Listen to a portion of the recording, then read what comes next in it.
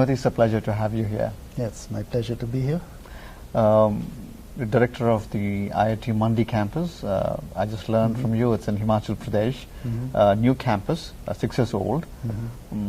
There's always challenges, and it's twofold. One is you have the established campuses right from Kharagpur to Delhi to Bombay, which are the original 5, then 7, and plus you. Where do you emulate from them, and where do you invent or innovate rather? Well, we emulate in the sense that we have, I think the hallmark of IITs is the residential campus, where the faculty, students live, study, work, spend all the time at the campus. So even the academic interactions go on from morning to night on weekends, holidays. So we follow that. In terms of innovation, one of the things that we have done differently is that we have decided not to have departments, not to create boundaries between different groups of academics. So even when it comes to, say, design of our buildings, we have clustered the faculty offices together so that faculty from different disciplines sit together side by side and they can interact. Because if you look at it, I think most innovations, most new ideas come at the boundary between disciplines, not at the center of a discipline. And so we want to encourage people to work at the boundaries between disciplines, to work with people from other disciplines. You said it very nicely. It's very refreshing to hear these things coming out of in Indian campuses. Does that filter down to students because they come from all across the country, different geographies, different cultures? How do they receive? I'm assuming there is a welcome change. Well, we have this kind of thinking also permeates our undergraduate curriculum. So right from first year to fourth year, we have students working on projects. They work on team projects. The teams are, especially in the initial years, are interdisciplinary teams with students from different branches put together. They are randomly chosen, so students get to learn how to work with people who are not their friends. And so students inculcate this also as they go forward. Do you see differences because everybody comes through the entrance exam, which is obviously one of the toughest in the world, but once they come in, do you see the way they receive education, the way they respond back in terms of different regions, different cultures, or different social strata backgrounds, or you think it's pretty standard because they've come through that entrance, as I said?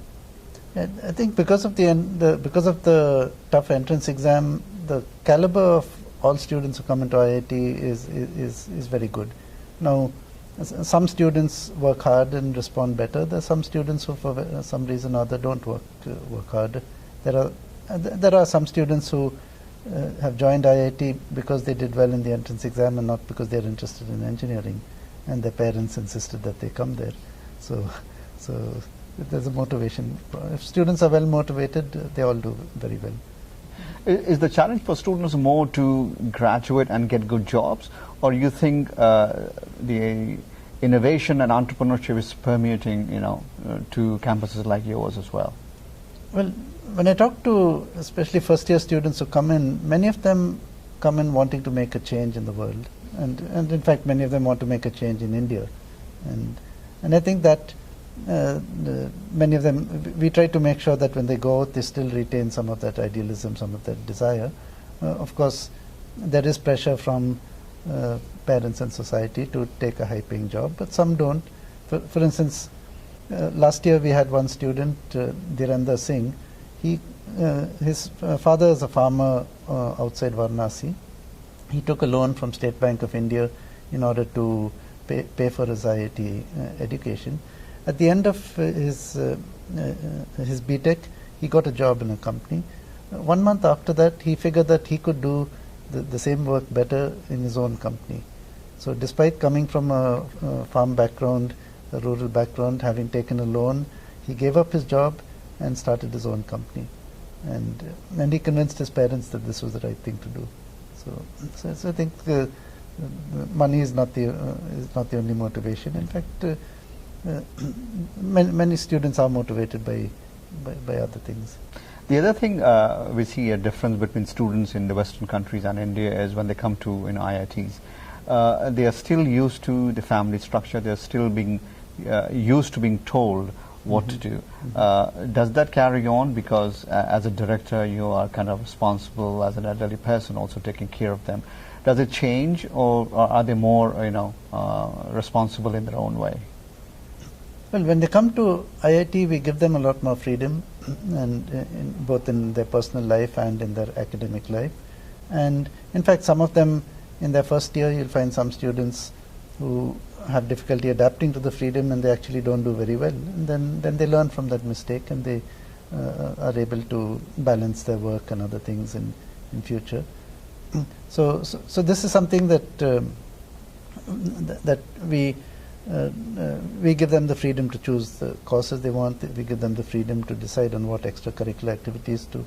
Then we give them pretty much the freedom to come and go. They can, whether they decide to eat or not eat.